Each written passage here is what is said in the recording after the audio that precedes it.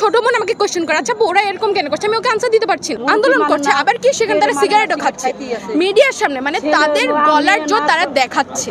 First of all অন্যায় করছে, second তারা বড়দেরকে সম্মান করতে জানে, থার্ড তারা দেশটাকে অস্থিতিশীলতা মানে সৃষ্টি করার চেষ্টা করছে। ওনারা যারা এইসব মানে কর্মকাণ্ডে লিপ্ত, ওরা আমার মানে সিনিয়র ভাই বোনেরাই করে এইসব কাজ। আমার কথা হলো আমি ওনাদের থেকে কী শিখছি। আমার ছোট বোন আমাকে কোশ্চেন করে, আচ্ছা ওরা এরকম কেন করছে, আমি ওকে আনসার দিতে পারছি না। ওরা কি শিখবে এটা থেকে? সেকেন্ড অফ তারা অযুক্তিবাদী কথা নিয়ে কিছুদিন পর পর আন্দোলন করছে। অযুক্তিবাদী কথা দেখেন, আমরা দেখছি যদি যুক্তিবাদী কথা হয় তাহলে পুরো বাংলাদেশ একসাথে চলে আসে যুক্তিবাদী কথার জন্য আওয়াজ তুলতে। কিন্তু এরকম অযুক্তিবাদী কথা যে তারা বলছে, মানে এটা তারা বলছে তো বলছে, আবার তারা কি করলো, সরকার বিরুদ্ধে যাচ্ছে। এইসব কর্মকাণ্ড করে কি তারা মানে দেশটার অস্থিতিশীলতা সৃষ্টি করছে না? তারপর হচ্ছে কি করলো আমরা, তারপর তাদের থেকে আমরা কি শিখছি, তারা বড়দেরকে সম্মান করতে জানে না। আমরা ছোটবেলা থেকে কি শিখেছি যে যখন ছোটরা ভুল করবে বড়রা শুধরিবে, সেই জায়গায় তারা কি করলো, বড়দেরকে অসম্মান করলো, প্লাস এটা নিয়ে আবার বড় গলায় কথা বলছে। ইভেন আপনাদের সামনেই আমি দেখলাম যে ইউটিউবে যে তারা কি করলো, আন্দোলন করছে আবার কি সেখানে তারা সিগারেটও খাচ্ছে মিডিয়ার সামনে, মানে তাদের গলার জোর তারা দেখাচ্ছে। আমরা কি শিখছি? তারপর তারা কিছুদিন পরে পরে কেনই অযুক্তিবাদী কথা নিয়ে আন্দোলন করবে? আমি মানে এটা দেখেন, একটা মেয়েকে দিয়ে কিন্তু হাজারটা মেয়েকে কি করে মানে মানে যাচাই করা হয়। তো এদের জন্য আমাদেরকেও অন্যরা এই সম্মানে দেখবে। আজকাল কেন যে আমি আরেকটা কথা তুলতে যাচ্ছি, যখন গ্রামের মেয়েরা হস্টেলে আসে পড়তে, তাদের বাপ মার যখন হোস্টেলের মেয়েকে একটা ভালো চোখে দেখে না, কেন?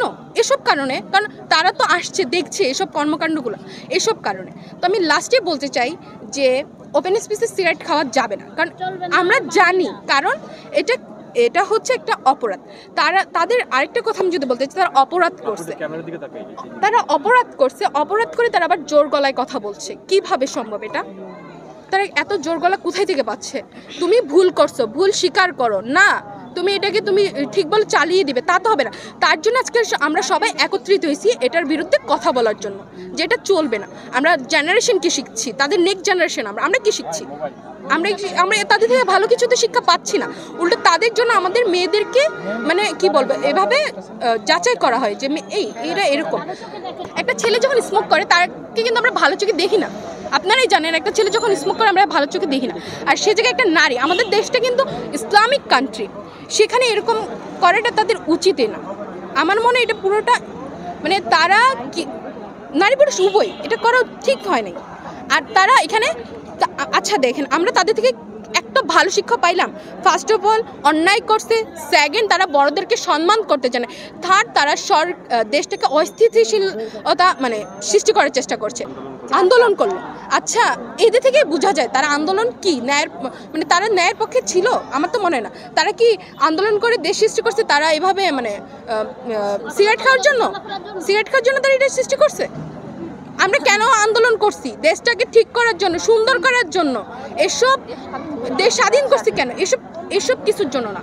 আমরা দেশ স্বাধীন করছি যাতে আমাদের দেশটা একটা সুন্দর সুষ্ঠু রাষ্ট্র আমরা গড়তে পারি, তার জন্য।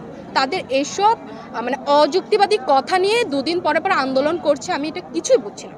যুক্তিবাদী কথা যদি হয় তাহলে আমরা দেখছি কিভাবে সবাই মানে মাঠে নেমে আসে।